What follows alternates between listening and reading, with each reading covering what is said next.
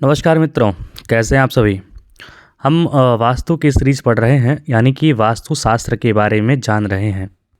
अभी तक हमने पढ़ा कि भूमि का चयन कैसे करना चाहिए या फिर उसका परीक्षण कैसे करना चाहिए कि भूमि आपके लिए लाभप्रद है या नहीं। इस वीडियो में भी हम जानेंगे कि आपके लिए भूमि जो है लाभप्रद रहेगी या नहीं रहेगी। ये है आपका छठा अध्याय भवन भास्कर का, जिसमें भूमि की सतह से हम जानेंगे कि वो आपके लिए सही भूमि है या नहीं। मतलब कि किसी भी प्लॉट पे यदि आप जाते हैं तो वहाँ पर आप देखेंगे कि वो जब पानी है किस ओर ढल रहा है, अर्थात वो भूमि जो है दक्षिण की ओर नीचा है या फिर उत्तर की ओर नीचा है या फिर पूरब की ओर नीचा है या फिर ईशान कोण की ओर नीचा है, तो उसके आधार पर फल बताया गया है।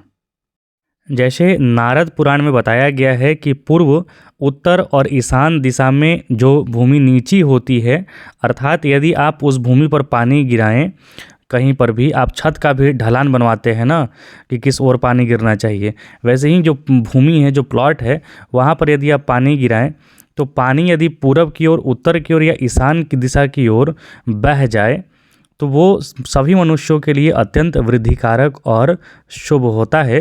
और अन्य दिशा यानी कि दक्षिण में, पश्चिम में, नैऋत्य में, वायव्य में यदि नीचा भूमि हो तो वो सबके लिए खराब होता है। वैसे भी यदि आपका घर बना हुआ है तो आपका छत का जो पानी है, याद रखिए, वायव्य कोण यानी कि उत्तर और पश्चिम के कोना में गिरे या फिर उत्तर में गिरे तो बहुत शुभ होता है।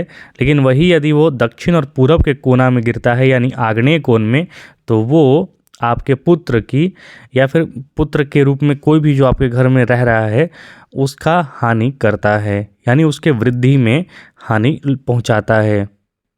और इसके बारे में एक रेफरेंस बताया गया है कि सुग्रीव जब भगवान राम माता सीता को खोजते हुए ऋषिमुख पर्वत पर पहुंचे थे, फिर उसके बाद सुग्रीव से मुलाकात हुई थी, मित्रता हुई थी, फिर उसके बाद उन्होंने बाली का वध किया था और किष्किंधा का राजा सुग्रीव को बनाया था। तो उसके बाद चतुर्मास बिताए थे भगवान राम वहीं जंगल में, और सुग्रीव को 4 महीने अपना राज्य काज में बिताने का समय दिए थे। तो उस समय जो उन्होंने समय, जो जगह चुना था रहने के लिए, प्रश्वण गिरि पर, उसका उल्लेख इस प्रकार किया था भगवान ने, प्राग उद्दक्कन प्रवणे देशे गुहा साधु भविष्यति पश्चावैमुन्नतः सौम्य निवातेयम भविष्यति। ये वाल्मीकि ने लिखा हुआ है, वाल्मीकि रामायण में किष्किंधा कांड में। इसका अर्थ है सौम्य, यहाँ का स्थान, सौम्य मतलब कि भगवान लक्ष्मण को कहा गया है यहाँ पर, यहाँ का स्थान ईशान की कोण की ओर नीचा है, अर्थात उत्तर और पूरब के कोना में नीचा है। अतः यह गुफा हमारे निवास के लिए बहुत अच्छी रहेगी। नैऋत्य कोण की ओर से ऊंची यह गुफा हवा और वर्षा से बचाने के लिए अच्छी रहेगी। मतलब कि भगवान ने भी एक अच्छा स्थान का चुनाव वहाँ पर वास्तु के हिसाब से किया था। और वैसे भी जब चित्रकूट में आए थे ना, तो ऋषि मुनियों से उन्होंने पूछा था कि मैं किस स्थान पर रहूं, मुझे रहने के लिए कौन सा स्थान अच्छा होगा, तो ऋषि मुनियों ने ही उन्हें चित्रकूट का वो स्थान बताया था। तो आइए हम पॉइंट वाइज पढ़ते हैं कि कौन से दिशा में ढलान रहे, कौन से दिशा में ऊंचान रहे तो क्या फल होता है।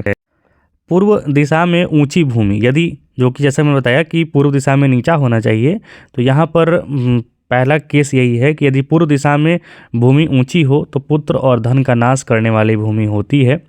आग्नेय कोण में यदि भूमि ऊंची हो तो धन देने वाला होता है, मतलब दक्षिण और पूरब के कोना में ऊंचा होना चाहिए। याद रखिए, हमेशा जो दक्षिण का जो पूरा पोर्शन है और पश्चिम का जो पूरा पोर्शन है वो हमेशा भारी रहना चाहिए या ऊंचा रहना चाहिए। दक्षिण में ऊंची भूमि सब कामनाओं की पूर्ति करने वाली तथा निरोग करने वाली होती है। नैऋत्य मतलब कि दक्षिण पश्चिम के कोना में जो भूमि ऊंची होती है, इसीलिए कहा जाता है कि वहाँ पर जो दक्षिण पश्चिम का आप घर बनाएं तो दक्षिण पश्चिम का कोना आपका ऊंचा होना चाहिए, वो धनदायक होता है। पश्चिम में भूमि यदि ऊंची रहती है तो पुत्रप्रद तथा धन धान्य की वृद्धि कराता है। वायव्य कोण यानी कि उत्तर पश्चिम के कोना में यदि भूमि ऊंची हो तो भूमि धनदायक होती है, आपको धन लाभ कराएगी। यदि उत्तर में यानी कि नॉर्थ में आपकी भूमि ऊंची है, आपका प्लॉट ऊंचा है, तो वो पुत्र और धन का नाश कराने वाली होती है। उसी प्रकार ईशान कोण में ऊंची भूमि हो तो महाक्लेश कारक, मतलब मन हमेशा चिंता मग्न रहने वाला होता है। मनुष्य हमेशा ज़्यादा सोचता है और उसके न्यूरोलॉजिकल प्रॉब्लम्स होने लगते हैं और कभी कभी पागल जैसे गुण भी परिलक्षित होने लगते हैं। अब तीसरा केस देखिए, यदि पूर्व में नीची भूमि हो तो अच्छा होता है, जैसे मैंने बताया पहले, पुत्रदायक और धन की वृद्धि होती है। आग्नेय कोण में यदि नीची भूमि हो तो धन का नाश करती है, लेकिन यही आग्नेय कोण में ऊंची भूमि थी तो धन दिलाती थी। आग्नेय कोण में हमेशा याद रखिए, यदि आपका घर का छत भी है ना तो वहाँ से आग्नेय कोण से या फिर आग्नेय कोण में पानी का स्रोत बिल्कुल भी ना रखें, क्योंकि साउथ ईस्ट डायरेक्शन जो होता है वो अग्नि कोण का होता है, वहाँ पर पानी का बिल्कुल भी संबंध ना रखें। और भूमि यानी कि जो प्लॉट खरीद रहे हैं आप, तो प्लॉट का या फिर छत का जो ढलान है वो आग्नेय कोण में नहीं होना चाहिए। आग्नेय कोण में होने से धन का भी नाश होता है, मृत्यु या शोक देने वाला अग्नि भय होता है, पुत्र का भी नाश होता है। तो वहाँ पर पानी या फिर ढलान कराने से सतर्क रहें, बचने का पूरा पूरा प्रयास करें, क्योंकि यदि आप धन की दृष्टि से देखें तो वो लिक्विडिटी का कोना होता है। आपकी जो रोज़मर्रा का जो खर्च होता है उसके जो पैसा आता है वो आग्नेय कोण से देखते हैं। यदि वो खराब हो जाता है तो ऐसा व्यक्ति बहुत पैसा होते हुए भी रोज़मर्रा के जीवन में चलाने के लिए जो पैसा आना चाहिए उसमें काफ़ी संघर्ष करता है। अब यहाँ पर दक्षिण में ऊंची भूमि थी तो अच्छा धन मिलता था, लेकिन यदि दक्षिण में नीची भूमि हो जाए तो मृत्युदायक, रोगदायक, पुत्र पौत्र विनाशक, क्षयकारक और अनेक दोष करने वाली होती है। नैऋत्य कोण में नीची भूमि धन की हानि कराने वाली, महान भयदायक, रोगदायक और चोर भय होता है। पश्चिम में नीची भूमि धननाशक, धान्यनाशक, कीर्तिनाशक, शोकदायक, पुत्र क्षयकारक और कलहकारक होता है। वायव्य कोण में नीची भूमि हो तो परदेश कराने वाली, अर्थात अपने घर में नहीं टिकता है ऐसा व्यक्ति, परदेश चला जाता है, उद्वेग कारक, मृत्यु कारक, कलह कारक, रोगदायक, धननाशक होता है। लेकिन उत्तर में यदि वह भूमि नीची हो तो फिर धन धान्य प्रदायक, वंश वृद्धि कराने वाला, अर्थात पुत्रदायक होता है। ईशान कोण में यदि नीची भूमि हो तो ये बहुत शुभ कारक है, विद्या देने वाला, धनदायक, रत्न संचय कराने वाला, सुखदायक। तो आप जब भी प्लॉट देखने जाएं, प्लॉट खरीदने जाएं तो ये सब ज़रूर देखा कीजिए कि वो भूमि कैसा है। वैसे भी एक बड़े बृहद स्तर पर यदि आप देखें, अपना मोहल्ला देखें या फिर एक शहर का ही परिपाटी देखें तो आप देखेंगे कि जो कोना शुभ होता है उस कोना में बड़े अमीर लोग बसे होते हैं, और जो कोना अशुभ होता है वहाँ पर झुग्गी झोपड़ियाँ रहती हैं, गरीब लोग रहते हैं, और अच्छे लोग भी वहाँ जाकर ख़राब या फिर बुरी परिस्थिति में फंस जाते हैं। अब जो कुछ कुछ भूमि जो होता है ना कि चारों साइड से तो ऊंचा होता है और बीच में खड्डा होता है, मतलब गड्ढा होता है, तो ऐसा भूमि अच्छा नहीं होता, रोगप्रद होता है और सर्वनाश करने वाला होता है। यदि चौथा पॉइंट में देखें तो यहाँ पर दो दिशाओं का सम्मेलन करके बताया हुआ है, जैसे पूर्व और आग्नेय कोण यानी कि ईस्ट और साउथ ईस्ट के मध्य यदि ऊंचा हो और पश्चिम और वायव्य के मध्य नीचे यदि नीची हो तो पितामह वास्तु कहलाती है और वो सुख देने वाली होती थी। मतलब कि ईस्ट और साउथ ईस्ट ऊंचा हो और वेस्ट और नॉर्थ वेस्ट नीचा हो तो पितामह वास्तु कहलाती है या अच्छा फल देती है। वैसे ही दक्षिण और आग्नेय के मध्य ऊंची और उत्तर और वायव्य के मध्य नीची हो तो सुपथ वास्तु कहलाती है, वास्तु कहलाती है। यह सब कार्यों में शुभ होता है। इतना डीप जाने की आवश्यकता नहीं है, आप मूल बात वही समझ के रखिए कि आपको जो नॉर्थ है, ईस्ट है और उसके बीच में नॉर्थ ईस्ट, ये पोर्शन को आपको नीचा रखना है, और बाकी जो साउथ हो गया, साउथ ईस्ट हो गया, साउथ वेस्ट हो गया, वेस्ट हो गया, नॉर्थ वेस्ट हो गया, ये कॉर्नर को आपको किसी भी परिस्थिति में ऊंचा करके रखना है। चाहे यदि आप भूमि खरीद लिए हैं तो अपना जो मकान बनाए उसका फर्श इस हिसाब से ढाल लें, या फिर अपना छत जो है जिसको आप ढलान कहते हैं, छत ढालते हैं, तो उसका जो ढलान है उसको इस प्रकार बना लें कि आपका नॉर्थ ईस्ट जो है नीचा हो जाए, ईस्ट जो और साथ ही साथ नॉर्थ वेस्ट में भी आप पानी गिरा सकते हैं। मतलब नॉर्थ से लेकर ईस्ट के बीच में आपका जो है कॉर्नर वो नीचा होना चाहिए और साउथ ऊंचा होना चाहिए।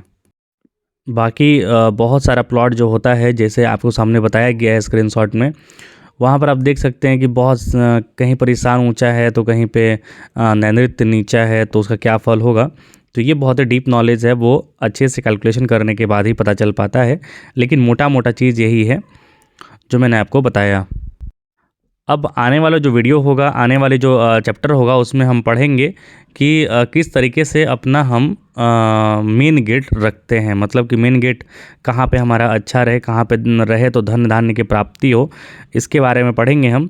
जैसे एक सामान्य जो वास्तु होता है, जो एक सामान्य घर की जो वास्तु बनाते हैं हम रहने के लिए, रिहायशी के लिए, रेजिडेंशियल के लिए, वो 64 कोष्ठकों का, यानी 8 बाई 8 स्क्वायर का वास्तु पुरुष का एक कोष्ठक बनाते हैं हम, जिसमें 45 देवता यानी 33 देवता और 12 राक्षस उसमें बैठते हैं, उनका वास होता है।